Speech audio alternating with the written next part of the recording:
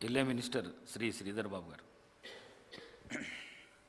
అధ్యక్ష, సికింద్రాబాద్ కంటోన్మెంట్ శాసనసభ్యురాలు కుమారి లాస్య నందిత సాయన్న గారి ఆకస్మిక మరణంపై గౌరవ ముఖ్యమంత్రి గారు ప్రవేశపెట్టిన తీర్మానాన్ని బలపరుస్తూ యువ ఎమ్మెల్యే లాస్య గారి మరణం కంటోన్మెంట్ ప్రజానికానికి యువ నాయకత్వానికి లోటుగా భావిస్తూ ఉన్నాం. సాయన్న గారి ముగ్గురు కూతుర్లో చిన్నవారైన లాస్య గారు మొదటగా 2015లో పికెట్ నుంచి వార్డ్ మెంబర్గా పోటీ చేయటం, 2016లో కవాడిగూడ కార్పొరేటర్గా పోటీ చేసి వారి ప్రజా జీవనాన్ని మొదలుపెట్టడం, తదనంతరం అనారోగ్యంతో బాధపడతా ఉన్న సాయన్న గారికి వారి కుటుంబ సభ్యుల ద్వారా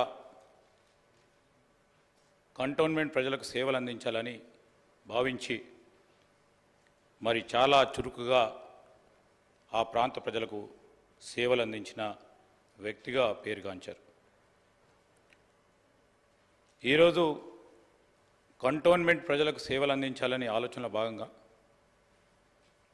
నందిత గారు మరి సాయన్న గారి వారసులుగా ముందుకు సాగాలని ఆ పార్టీ ఆలోచన చేయడం, సాయన్న గారి అనారోగ్యంతో మరణించడం కంటే 2 సంవత్సరాల కంటే ముందే లాస్య గారి తండ్రి సాయన్న గారి కోరిక మేరకు ప్రజా జీవితంలో ఇంకా వేగంగా మెరుగైన రీతిలో పనిచేయడానికి శాయశక్తుల్లో పనిచేశారు.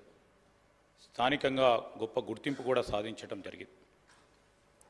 అనారోగ్యంతో సాయన్న గారు మృతి చెందగా ఆయన వారసులుగా లాస్య గారు కుటుంబ పరంగా మరి వారందరూ ఆలోచన చేసి కంటోన్మెంట్ ఎమ్మెల్యేగా పోటీ చేసి చిరుప్రాయంలోనే పెద్ద మెజారిటీతో గెలుపొందారు. దురదృష్టవశాత్తు రోడ్డు ప్రమాదంలోనే వారు మన అందరి దగ్గర నుంచి దూరం కావటం చాలా విషాదకరం. శ్రీ సాయన్న గారి వారసత్వాన్ని కొనసాగిస్తూ